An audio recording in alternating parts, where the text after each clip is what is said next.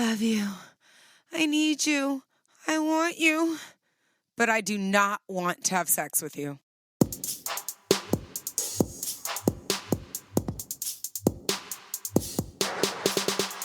What is up, sapiosexuals? Thank you for turning on Sex in South Beach with your girl, Dr. Sanjaya, America's favorite sex educator. So the sex situation we're getting into right now is all about the sexual evolution that so many committed couples experience. What do you call people who are committed to each other but don't have sex with each other?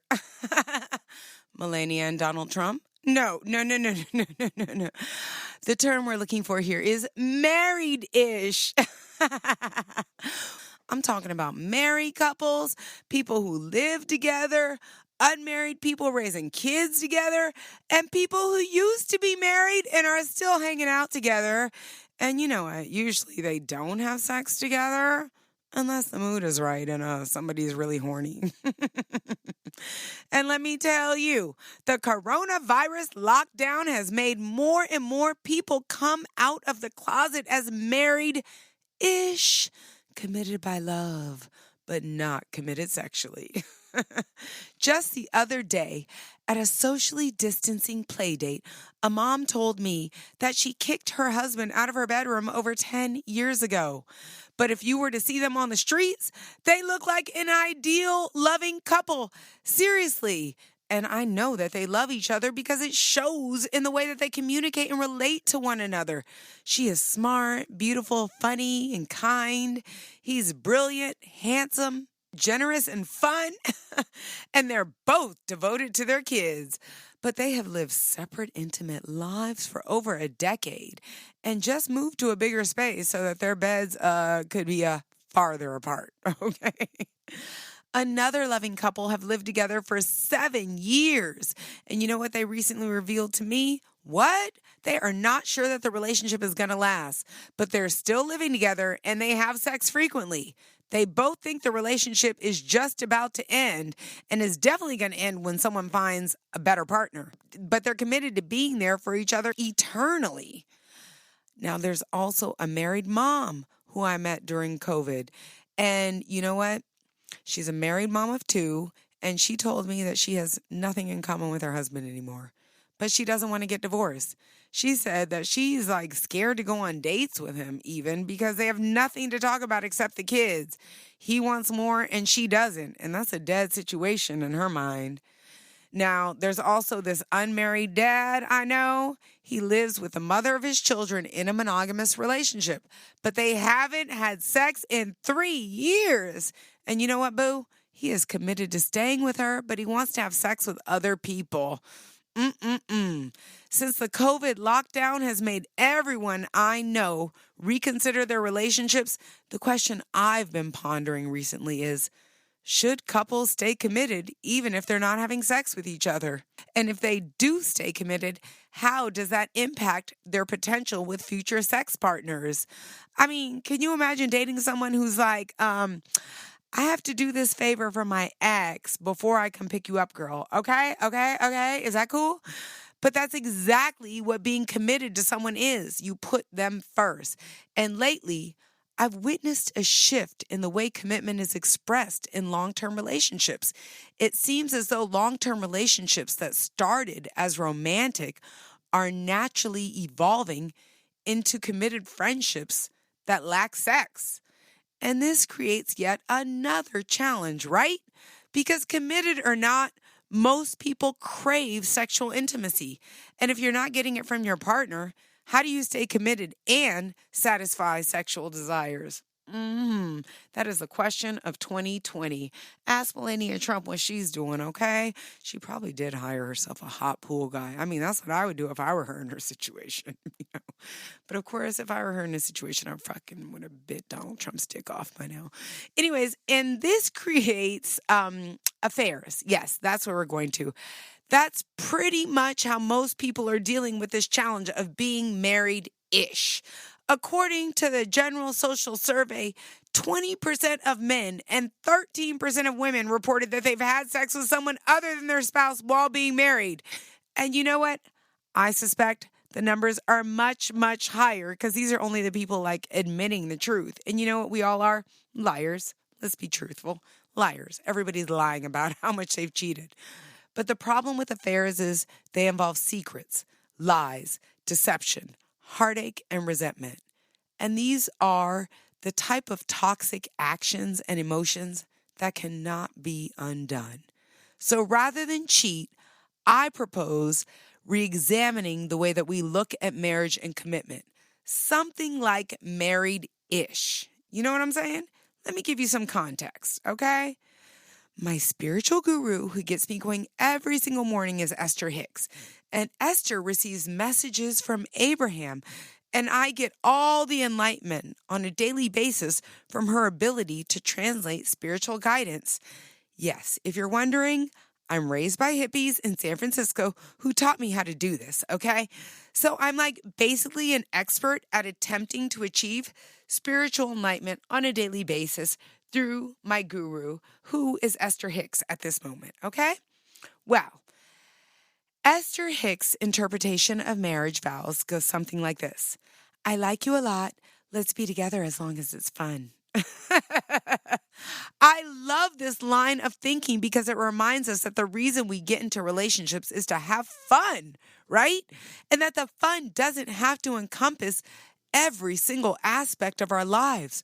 We're also allowed to have fun with other people, even though we might be committed, right? And just because we have fun together watching our kids play soccer doesn't mean we also have to have fun in the bedroom. We can have fun at dinner together and supporting each other through life and our life challenges, but that doesn't mean we also have to have fun having sex together. Sure, if sex is fun, let's do it.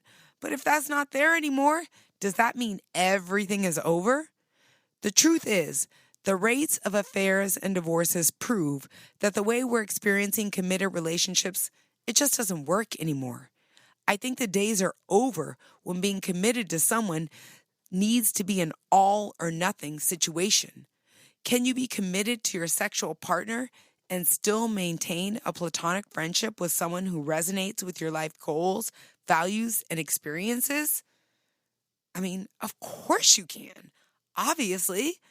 Maybe we can stay committed to the parts of our relationship that are aligned with our principles and meaningful desires. And if the sex no longer fits and partners aren't willing to fix it, is it possible to have some flexibility to get those needs met in other ways while still maintaining a commitment to your partner? Or is that too progressive? I don't think so. I know it seems like a sharp dive, but I really think that we see that type of commitment already in the 2020 White House, and we know that shit is not progressive, okay? Do you really think Melania Trump is having sex with a fat-ass orange bully? No, of course we know she's not, but she's committed to him. They are very much married-ish. Look, y'all, commitment involves so much more than sex. It involves trust, transparency, and really knowing and supporting a person to the deepest core of their being. And I see so many couples doing this, even though they're not interested in sex with each other anymore. I want you. I need you. I just don't need to have sex with you. Oh, yeah. Oh, yeah. And I really, really do love you, boo. Now, if you want to fix the sex, then booyah, I'm here for it. And that's why I have so many shows dedicated to making sex better. I really do believe when couples focus on making their intimate sexual experiences better, they can.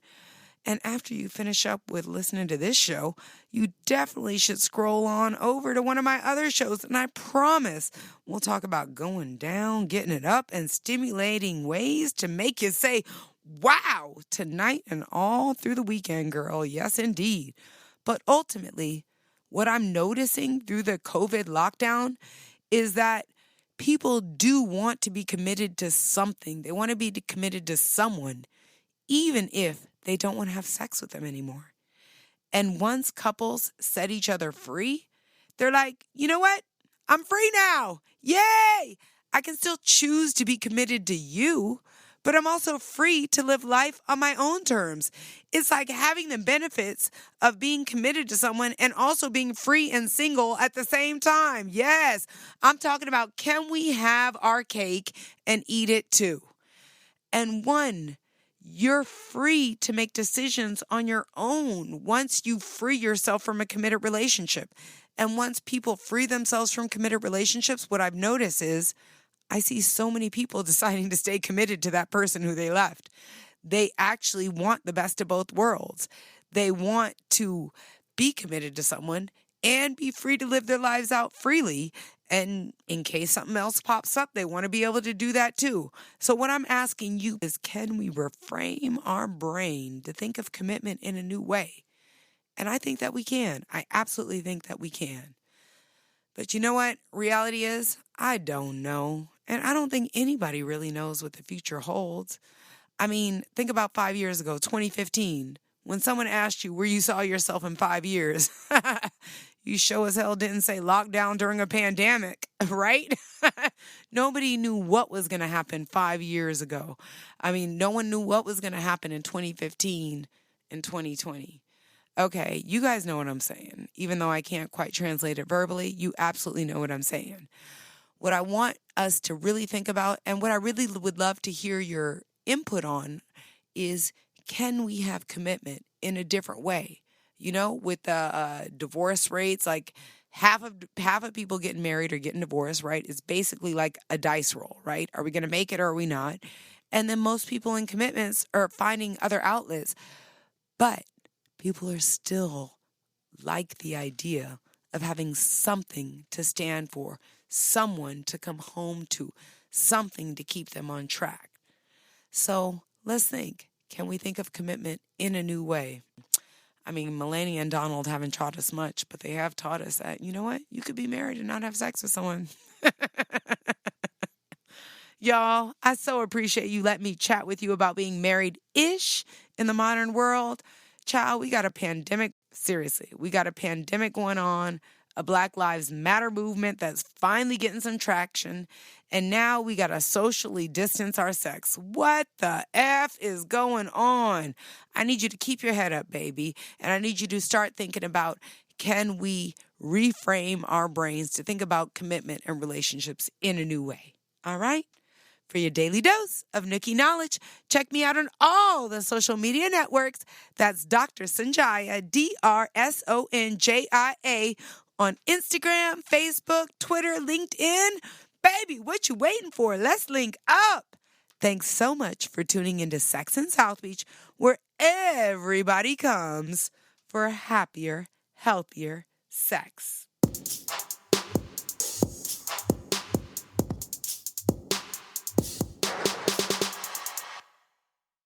I love, love, love when people email me their sex questions. And I always want you to know I will honor your confidentiality and answer your question on the air.